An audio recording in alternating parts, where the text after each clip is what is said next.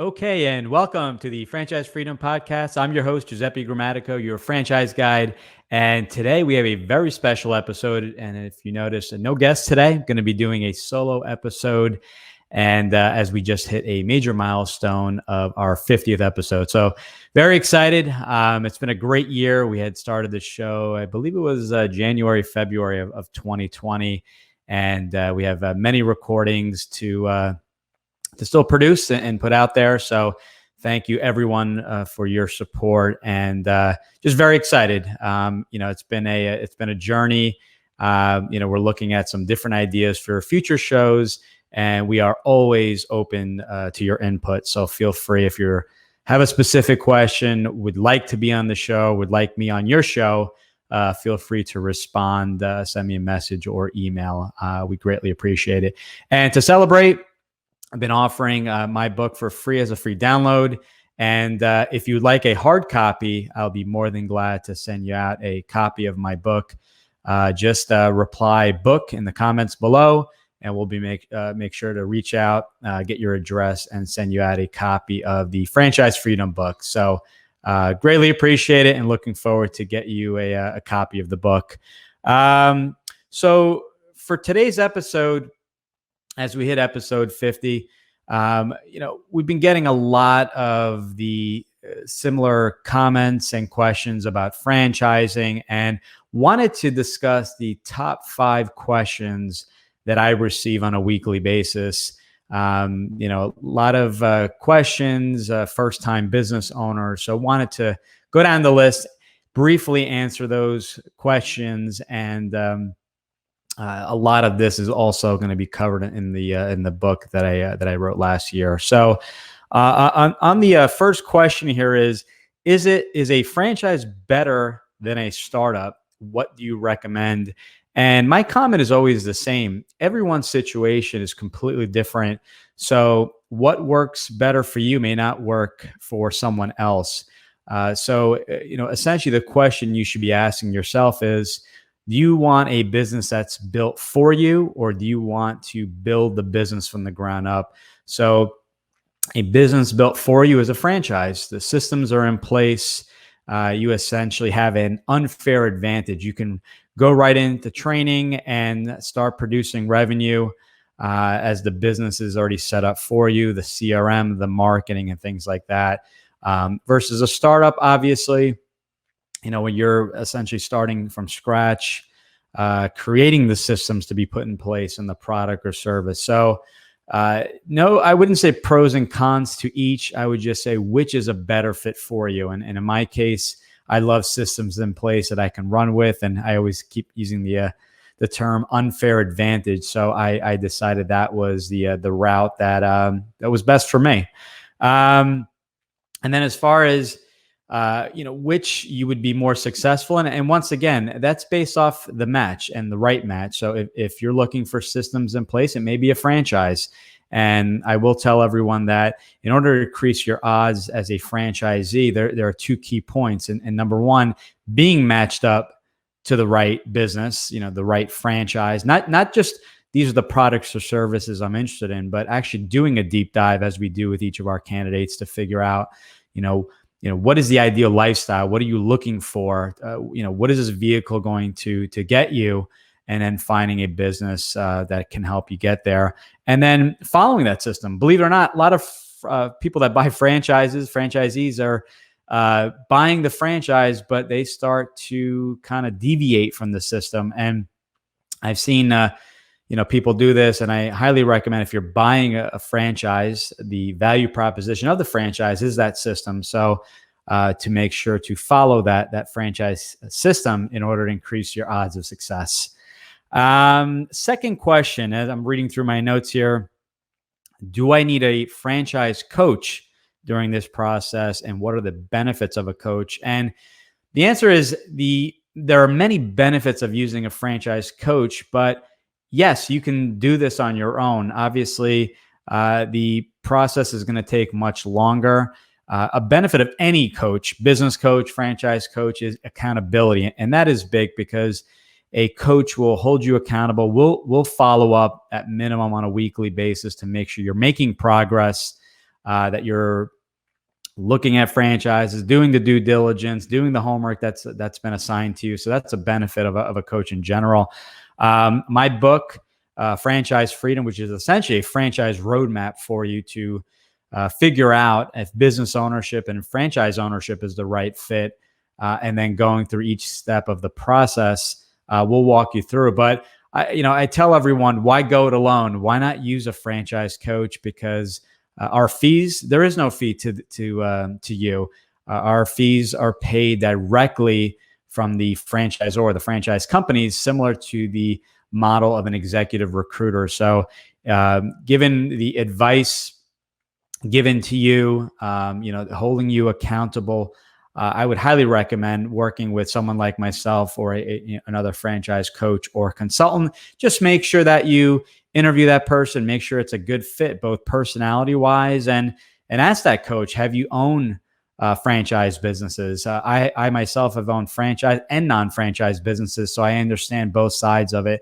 So definitely make sure it's a good fit for you, as you'll be working extremely closely with that franchise coach during the process, after investing in the business and for years to come. The third question is funding, finance. How do I fund this thing? Do franchises cost millions of dollars? And the answer is no, they do not.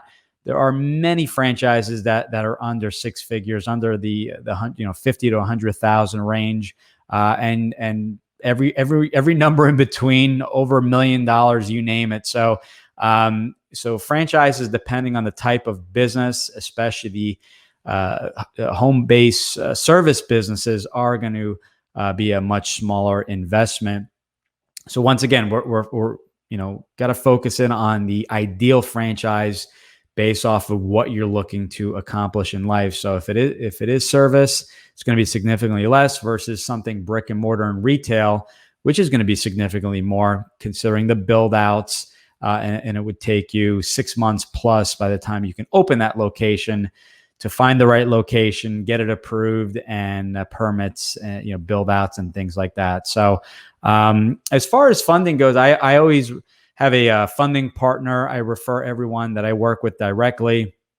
And with funding, I do refer everyone to that partner, because that partner will look at your financial situation, have you fill out a form, and give you all your options. And the reason I use certain partners are that they give you all the available options based off of the info you have provided to them, even though they may not provide some of those options as far as the various options you have. So, for example, our partners would not get involved in a securities-backed loan or a home equity line of credit.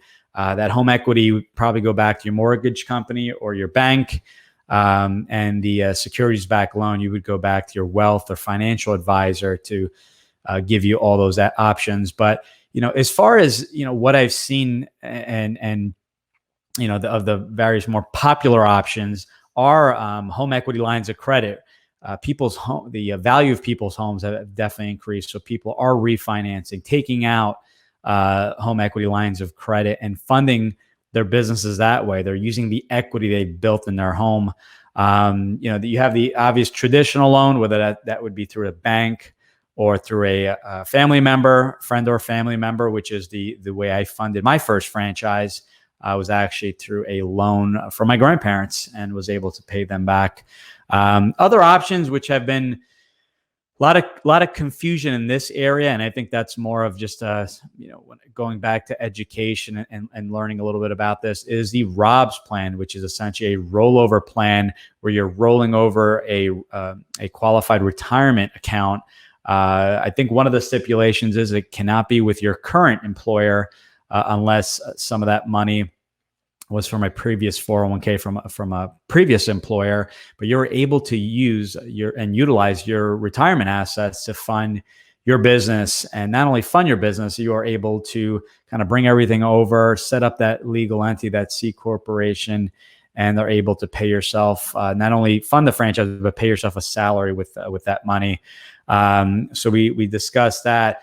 SBA, the SBA Express loans, then your traditional 7(a) loan, which is over 150,000, where the government backs those loans, and there's a whole process to that. They're typically low interest and about 10 years or so. So those are some of the more popular funding options. And with anyone I work with, we sit down, or I should say, we refer over to our funding partners to do a full analysis of all your options. So they ask you for everything. So some homework to everyone is put all your financials together, even though you're not sure if they can be used or not. Put them all together. Real estate, what's the current market value of your home? What's the mortgage balance?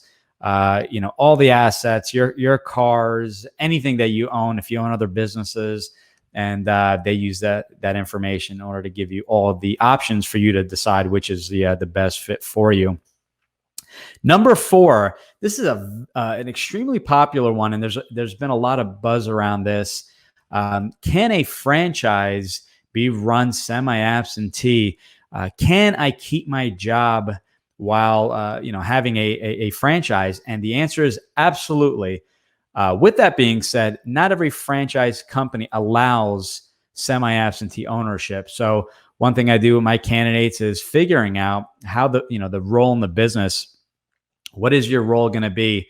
Are you going to keep your job? And if you are keeping your full-time job, what hours, not just a total, but what hours are you available to run that franchise that you're looking to invest in? So yes, absolutely. We can definitely refer you to franchise companies that can be run semi-absentee, figuring out, okay, if I do work from home, figure out the hours. Are you just available in the evenings?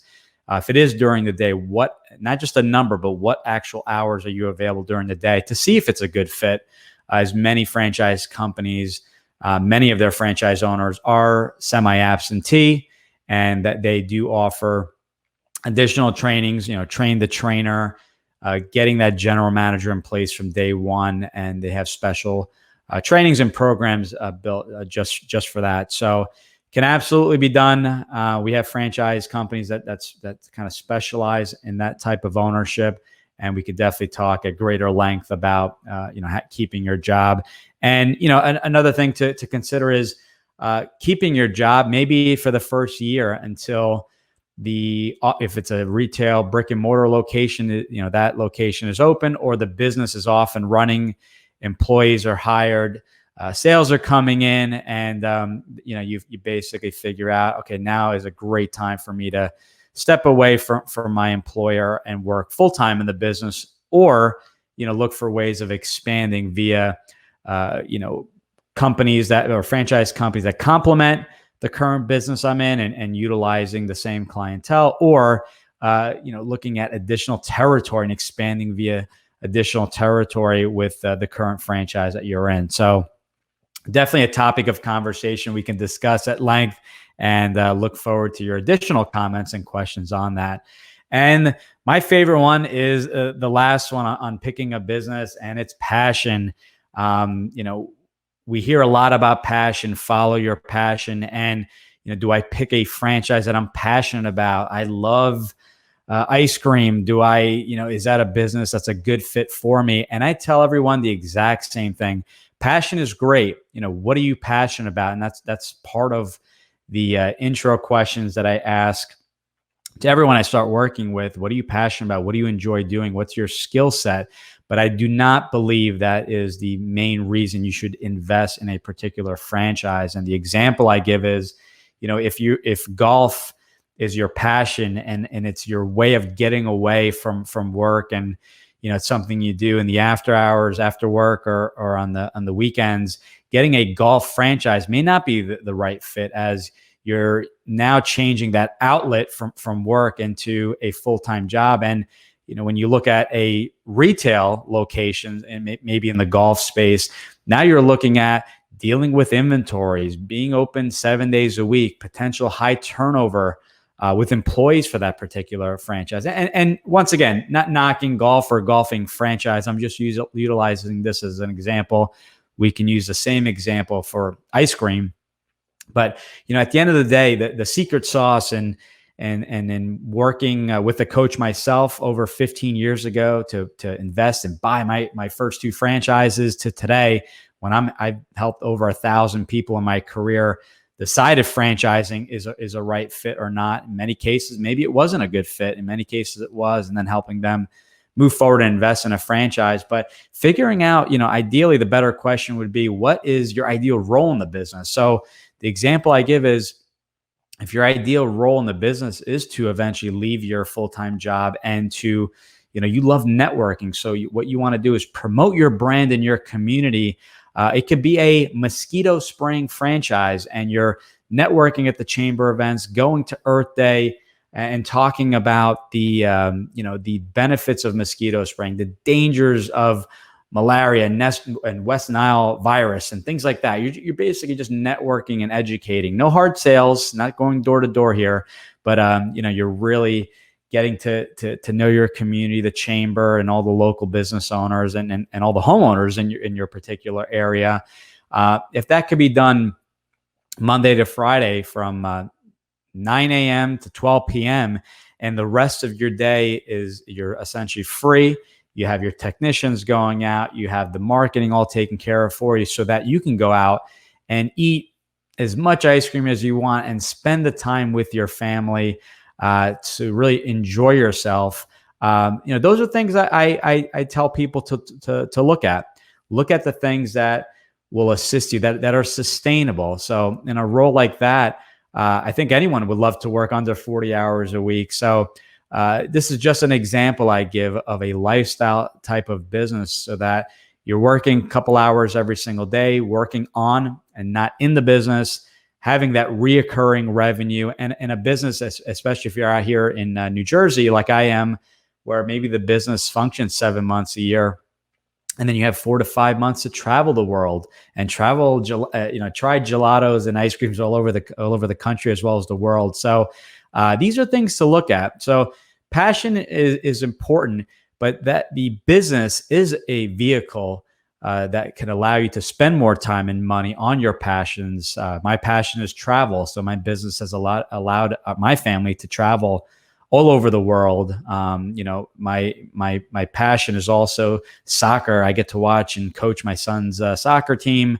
I get to watch all their games and get to go to special events. So think about that. And I wouldn't focus your entire search on passion. You can definitely find a business that will give you the time and financial freedom to do whatever your passion is. So I encourage you to really take a step back and think about that, and to contact me. If you have any specific questions, or if you want me to kind of go into any of these areas in more detail. So once again, celebrating episode number 50. Thank you very much for your support. As I mentioned, a special thank you to everyone.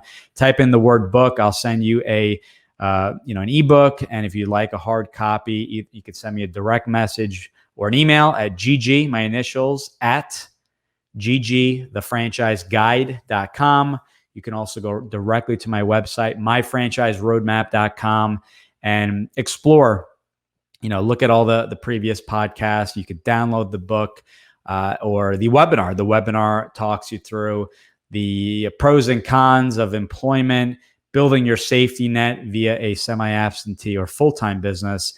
So definitely take advantage of those resources. And you know what? I'm being generous. So as you're going down the list of podcasts, and if you see someone that you'd like to connect with, they just sound interesting, you may be able to utilize their service, I'll be more than glad if you send me a message. Once again, email, direct message, I check them all.